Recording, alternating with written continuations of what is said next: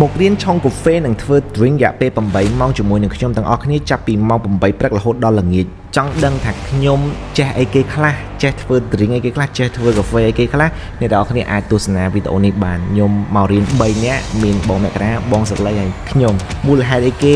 បានខ្ញុំត្រូវមករៀនឆុងកាហ្វេដោយសារតែបន្តិចទៀតនេះយើងនឹងមានការបើកខាងកាហ្វេនៅសាខាតែផងអញ្ចឹងឲ្យខ្ញុំមករៀនដើម្បីទទួលបានចំណេះដឹងថ្មីចង់ដឹងថា drink គេធ្វើបែបម៉េចប្រសេសគេធ្វើបែបម៉េចអញ្ចឹងខ្ញុំសង្ឃឹមថាវីដេអូនេះនឹងមានប្រយោជន៍សម្រាប់អ្នកទាំងអស់គ្នាដែលគាត់ចង់ដឹងអំពីដំណើរការនៃការរៀនកាហ្វេអូខេចាំទស្សនា vlog របស់យើងទាំងអស់គ្នាអូននឹងបងធ្លាប់តែមិនត្រូវគ្នា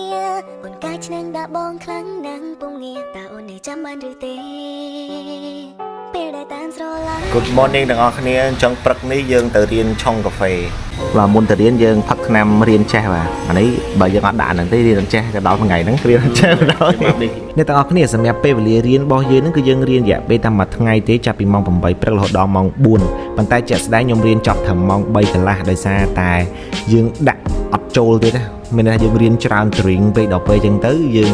គូក្បាលយើងអស់ត្រឹមប៉ុណ្្នឹងអញ្ចឹងក៏ប៉ិតទៅមេរៀនមិនទាន់អស់ទេតែដោយសារតែយើងសុំបញ្ចប់ត្រឹមប៉ុណ្្នឹងហើយជាក់ស្ដែងការរៀនកាហ្វេនេះគឺគេរៀនរយៈពេល2ថ្ងៃប៉ុន្តែដោយសារតែយើងចង់សើពេលវេលាយើងរៀនតែមួយថ្ងៃចប់តែម្ដងអញ្ចឹងពាក់ព័ន្ធមួយពេលវេលាហ្នឹងគឺយើងអាចរៀនតែមួយថ្ងៃក៏បានឬក៏រៀន2ថ្ងៃក៏បានប៉ុន្តែចំពោះពួកខ្ញុំគឺខ្ញុំរៀនតែមួយថ្ងៃទេដោយសារតែយើងចង់បុករៀនឲ្យចេះភ្លាមតែម្ដង100មីលីលីត្របើសម្រាប់វ៉ាជាប្រភេទ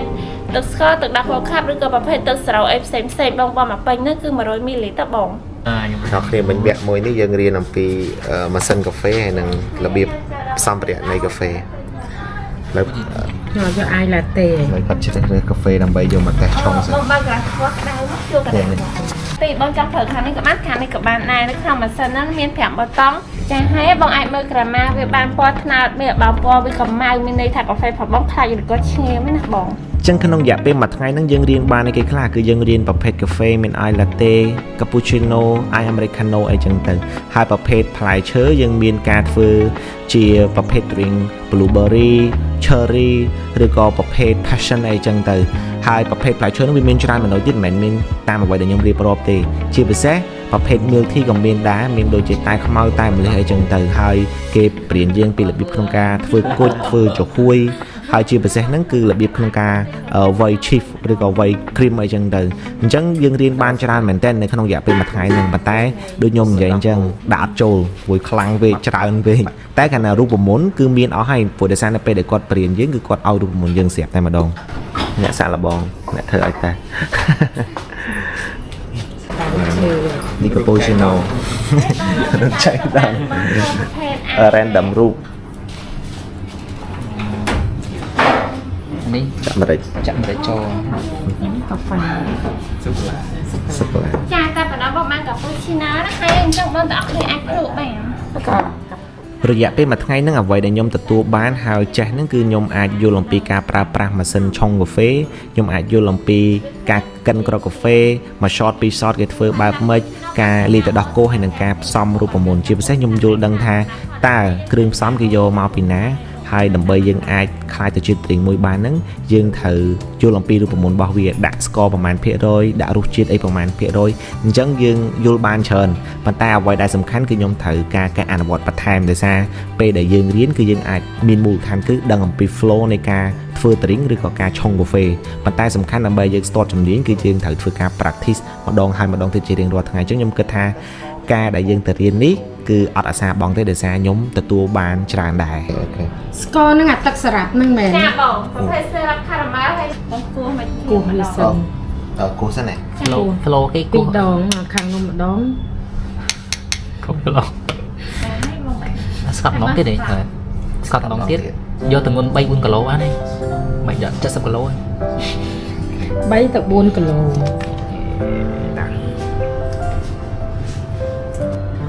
ចៅអីចាថាមកបងតម្លាក់នេះបងចាំបតង់មកសតជុំបតង់មកសតជាការស្រេចថាមកបងទៅខាងនឹងចាំបងវត្តទឹកដាក់ខុសចា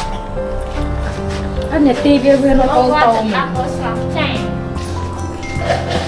ដាក់ខុសយើងដាក់បងក្រិតអត់បាច់ទេ150មីលីលីត្របង150បងគាត់ផុសទេពេលបងយកមកស្ទើរតែពួកវាឡាស្មួយល្អដែរតោះ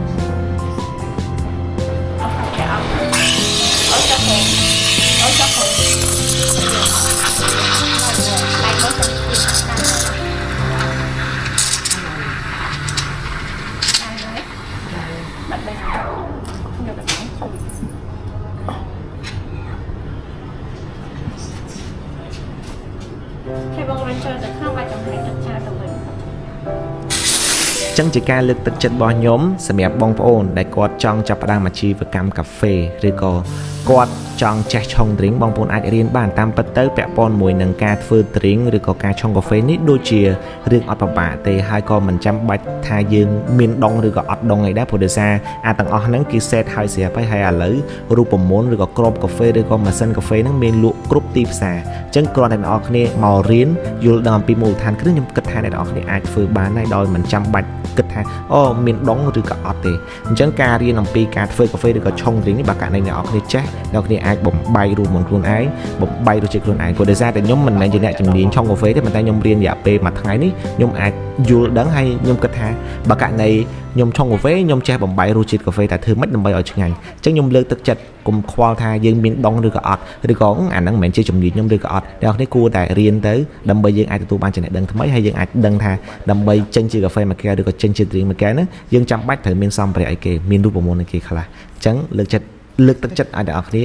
ចាប់ផ្ដើមរៀនខ្ញុំ10លើ100អា10ពិន្ទុហ្នឹងគេថាតែមួយណានឹងពិន្ទុលើកទឹកចិត្តទេដោយសារខំក្នុងចុង ណាលាក់ដៃទេនេះ ជំនាញទេ តាមបងដងវាតាត មក start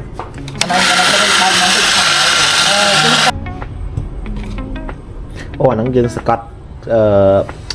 ខ្លាំងឬក៏តិចនាទីវាលោតតាមហ្នឹងហ្មង ចាបង អញ្ចឹងអត់អីទេដៃយើងសកត់មិនក៏បានដែរ ចា តិចណាអូខេអញ្ចឹងរួយរាល់អញ្ចឹងយើងទៅ steam កាត់ក្តៅឆ្នោត បកាច់ ពីយើងវាបិទវិញវាមក លេដៃ អញ្ចឹងក៏ជឿវាអស់វា មក ដាក់ ពេល ចូល បង មក ដាក់ ខ កា ំ steam មកដាក់វាបានមកយើងដាក់វាចាំរកកណ្ដាលចឹងហើយពេលបងកាត់បន្ត steam បងអូវាចុះខុំហើយផ្អៀង អូខេ ចុងក្រោយនៃវីដេអូនេះគឺខ្ញុំធ្វើវាឡើងដើម្បីទុកជាអនុស្សាវរីយ៍នៃសកម្មភាពដែលខ្ញុំរៀនឆុងកាហ្វេលើកទី1ហើយខ្ញុំសង្ឃឹមថាអ្នកនរគ្នាទស្សនាវីដេអូនេះអ្នកនរគ្នានឹងចង់ចាប់ផ្ដើមទៅរៀនដែរឬក៏ចង់បើកហាងកាហ្វេអ្នកនរគ្នាអាច start បានព្រោះដោយសារខ្ញុំគិតថាវាអត់ជារឿងមួយដែលពិបាកទេ